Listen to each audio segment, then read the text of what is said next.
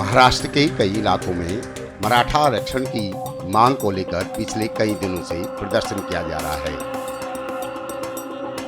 कई जगह पर ये प्रदर्शन हिंसक रूप ले चुका है। खास तौर से ये हिंसक प्रदर्शन मराठवाड़ा के इलाके में फैल चुका है। इसका नतीजा ये हुआ कि कई जगह से आगजनी, तोड़फोड़ और पथराव की खबरें आई हैं। इसको लेकर अब राज्य सरकार ने सर्वदलीय बैठक बुलाई है। जिन्होंने मराठा समाज का आरक्षण गंवाया है, सुप्रीम कोर्ट में जब कौन मुख्यमंत्री थे, कौन उपसमिति में थे, ये सब सकल मराठा समाज जानता है। अभी हमारी सरकार ये राज्य में कानून व्यवस्था बनाए रखने की पूरी कोशिश कर रही है और मनोज जरंगे पाटिल इन्होंने भी आह्वान लोगों को किया है कि मराठा समाज ये बहुत ही शांति प्रिय और शिस्त प्रिय तरीके से आंदोलन उनके होते हैं। इस आंदोलन में कौन भड़काने का काम करता है, कौन ये आगजनी कर रहा है, कौन कानून व्यवस्था यहाँ पर बिगाड़ने की कोशिश कर रहा है, इसके ऊपर पूरी तरह सरकार का ध्यान है और निश्चित रूप से मराठा समाज को पूरी तरह फुल प्रूफ जो टिकाऊ होगा कानून के दायरे में जो बिठाने के बाद ये मराठा आरक्षण देने का सरकार की जिम्मेदारी है। अन्य समाज को किसी को भी बाधा नहीं पहुंचाते हुए ये मराठा समाज को आरक्षण देने का काम सरकार करेगा।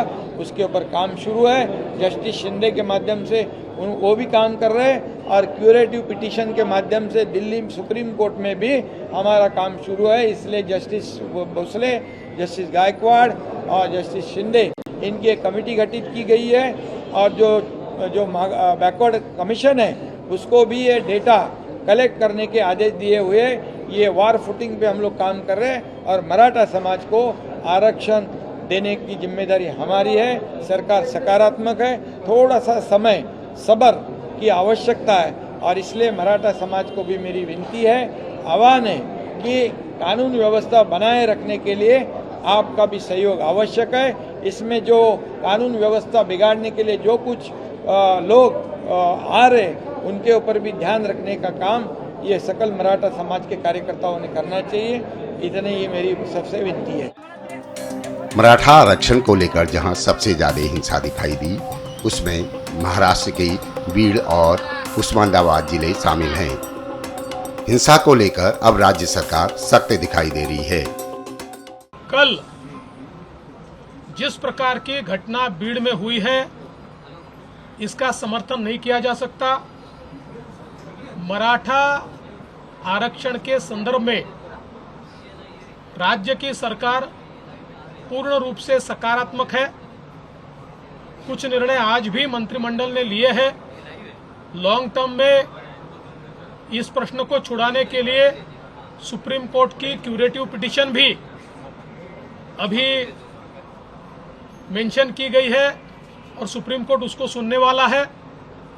ऐसे समय कुछ लोग जानबूझकर हिंसा फैलाने का जो प्रयास कर रहे हैं, ऐसी हिंसा को बर्दाश्त नहीं किया जाएगा। उनके ऊपर कार्रवाई होगी। कई लोगों को आइडेंटिफाई किया गया है। सारे सीसीटीवी फुटेजेस हमको मिले हैं।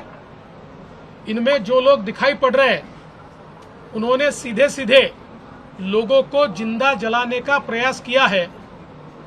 ऐसे समय उनके ऊपर 307 की धारा के तहत व्यक्तियों को जान से मारने की कोशिश करना, इस प्रकार की कार्रवाई की जाएगी। जो शांति के साथ आंदोलन कर रहे हैं उनको आंदोलन करने दिया जाएगा। साफ है कि मराठा आरक्षण एक संवेदनशील मुद्दा है। इसको लेकर महाराष्ट्र सरकार एक्शन में दिखाई दे रही है।